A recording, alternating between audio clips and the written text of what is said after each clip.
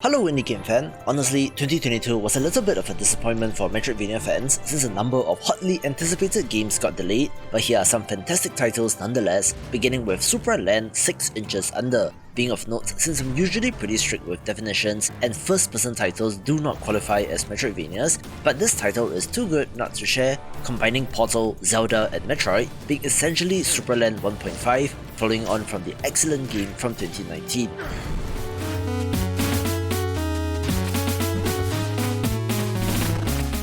A trio of retro titles begins with Dark Xanadon, one that, from the visuals alone, does sure look like Zelda 2, being very retro indeed, especially due to the visuals being a throwback in design as well, and is a smaller title that you might have missed.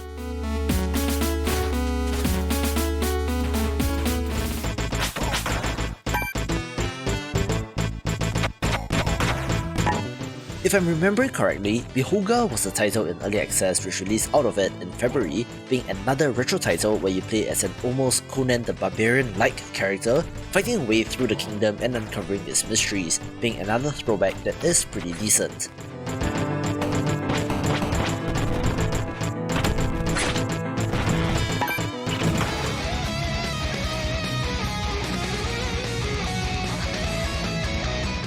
Fans of the channel will be familiar with Infernax, since this is a classic Vania style title, appearing in my video on the games of the year so far, where again, they have nailed the visuals to a T.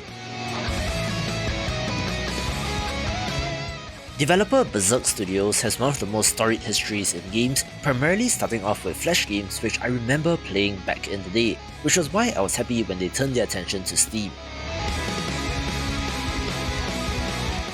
Most interestingly, this game does have choices to make, which does affect the story and its multiple endings, so it's not a typical Metroidvania, but is no less worth a play.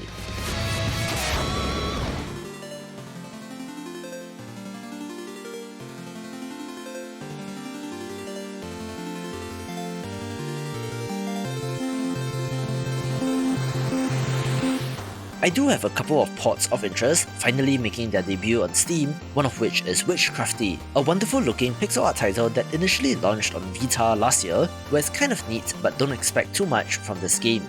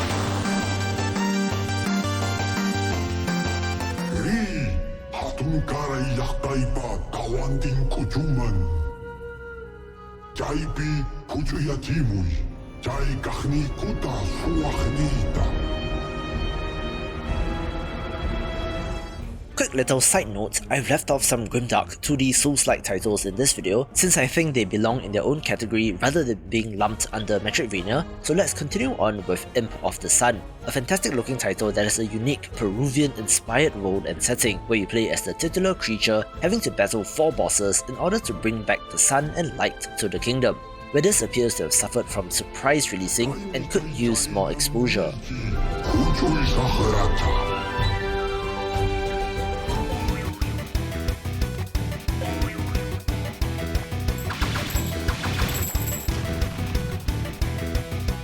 One title that I missed is Tomomi, one that comes to us from a Japanese developer and looks kind of cool, where despite the Japanese language trailer, does have English language support as well, looking weird and pretty neat.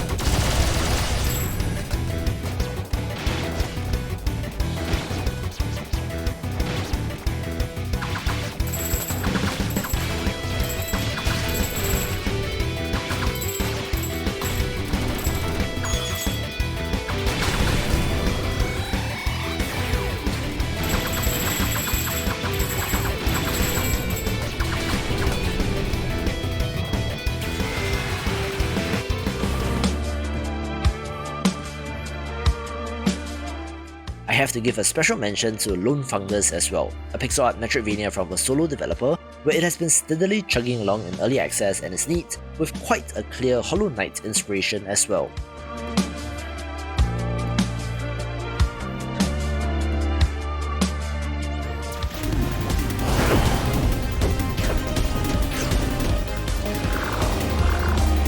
These next two titles might border on the definition of Metroidvania, but I do love the look of Biota, a retro title with awesome pixel art with a choice of 8 playable characters as you're sent to investigate a mining colony gone dark, where the little bits of exploration was a nice addition to a more run-and-gun kind of experience.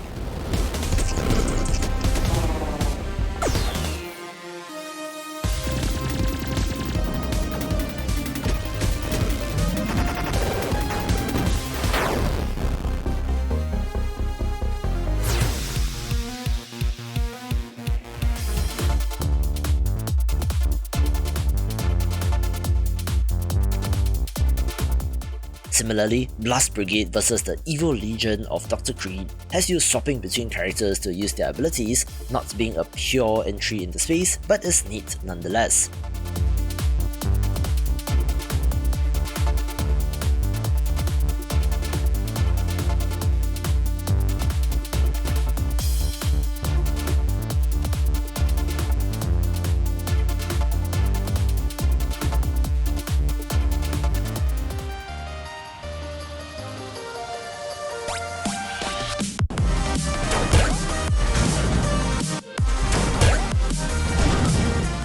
Another title that released out of early access is Pico Pico, one where our protagonist attends the Hammer Academy, joining a competition to prove her plastic Pico hammer toy is the best of them all, being kind of neat but is a little rough in terms of overall presentation.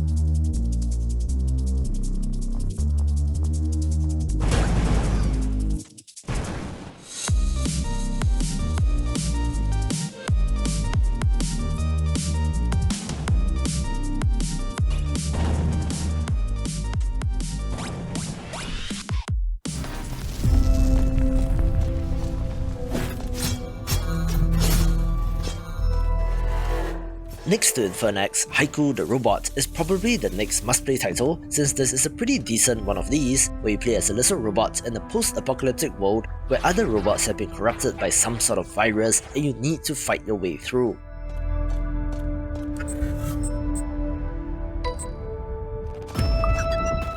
This was part of a batch of 3 indie Metroidvanias that all launched on Kickstarter and released about the same time, together with Lone Fungus and another game later on in this video, where this game performed the best out of those and is a good one of these.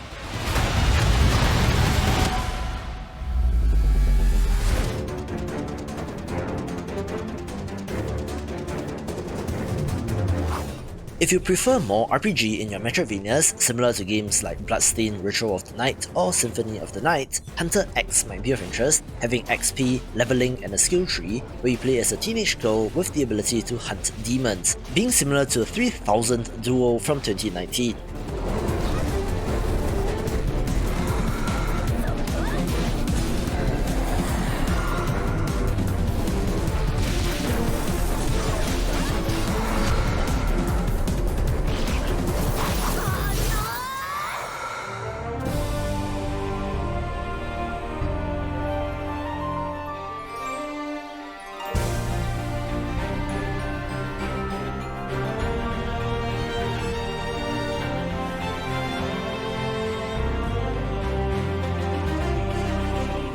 The next major release, although not without controversy, is Soldiers, a gorgeous pixel art title that I was very excited about, where it did launch and does currently sit at mixed reviews, primarily due to balancing issues, although that might have changed in the months since release.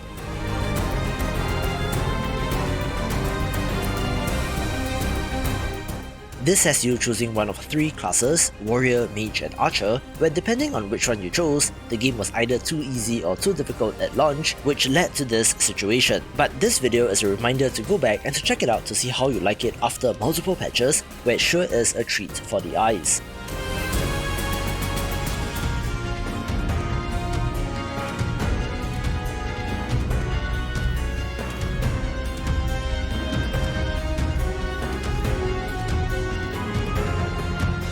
A kind of meh entry is Overlord Escape from Nazarick, the only licensed title on this list, being based of course on the anime Overlord, where you're actually playing as one of the villains in an interesting twist, where this is kind of okay and might be of interest if you really love the IP.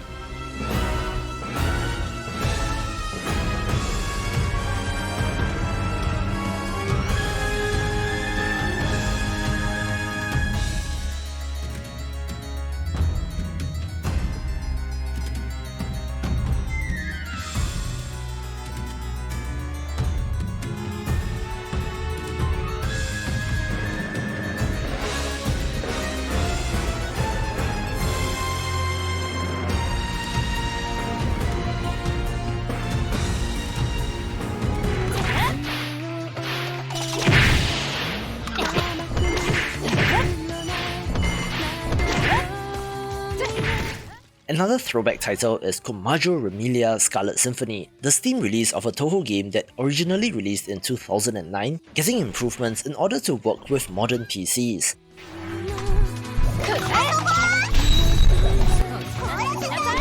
It does have character proportions that resemble something like Symphony of the Night, where it does incorporate Toho-style bullet hell elements into the boss battles, and the ability to fly does change up the exploration.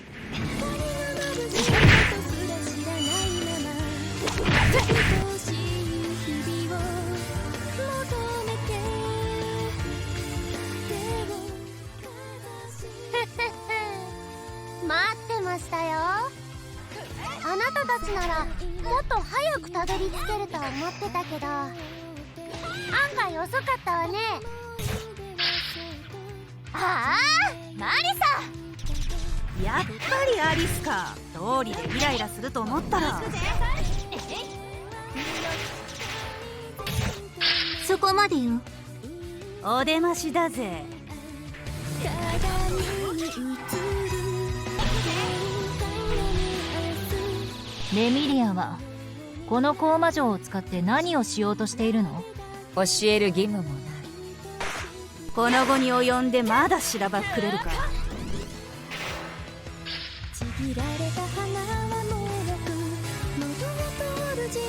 この最高のパーティーにあなた方を招待して差し上げたのよ。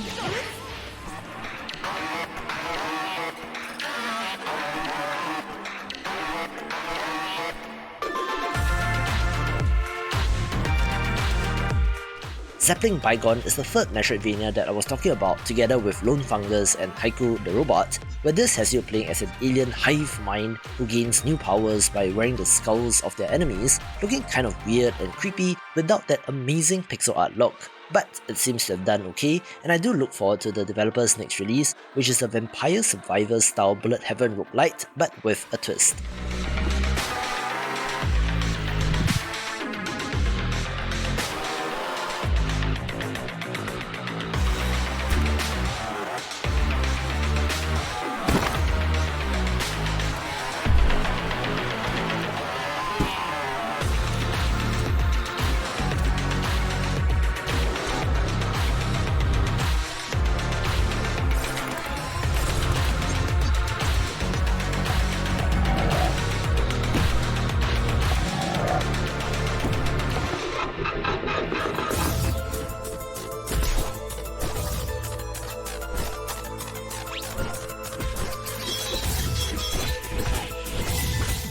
On paper, one of the more successful Metroidvanias of the year is Nyaruru Fishy Fight, coming to us from a Chinese developer and stars various cat girls as the characters.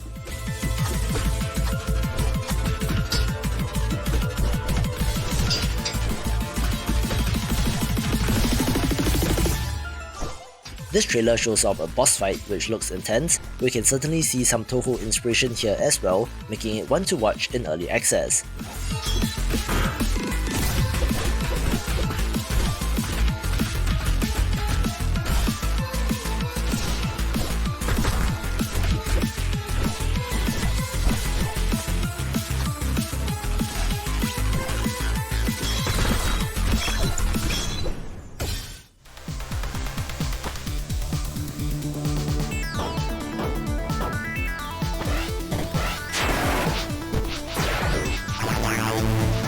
Another port of interest is Axiom Verge 2, one that did release exclusively on the Epic Games Store last year, but launched on Steam in August, where this is the sequel to a beloved title that perhaps took things a little too far, so much so that it is pretty much unrecognizable from the original, and as a result has not performed as well, but it might still be worth checking out if you love this genre.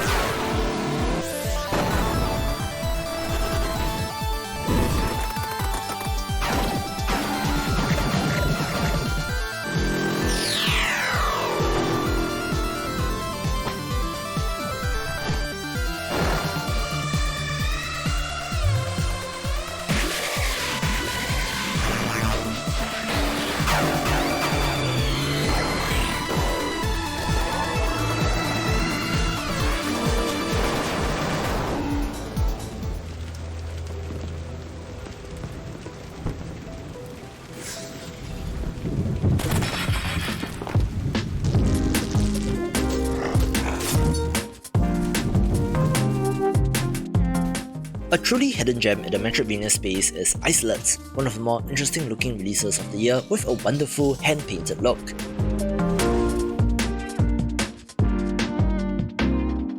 This game has one of the more interesting map systems, since the core mechanic in the game allows you to join floating islands back together, which naturally results in shortcuts but does also unlock secrets and is a must-play in my opinion.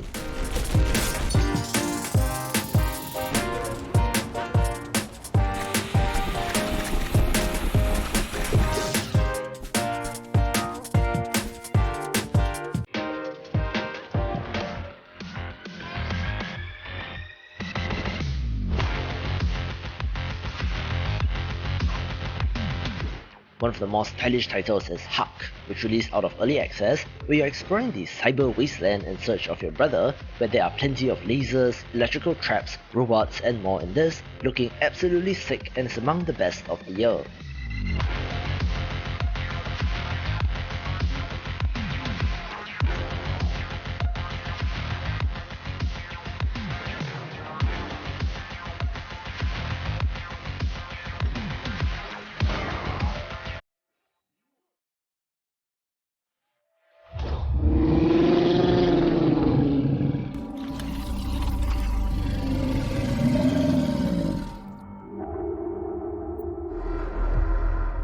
Quick little shout out to Depths of Sanity as well, an underwater Metroidvania that released out of early access, where I've seen the developers' hard work on this, which unfortunately does not seem to have translated into much success, so here's wishing them all the best on their next project.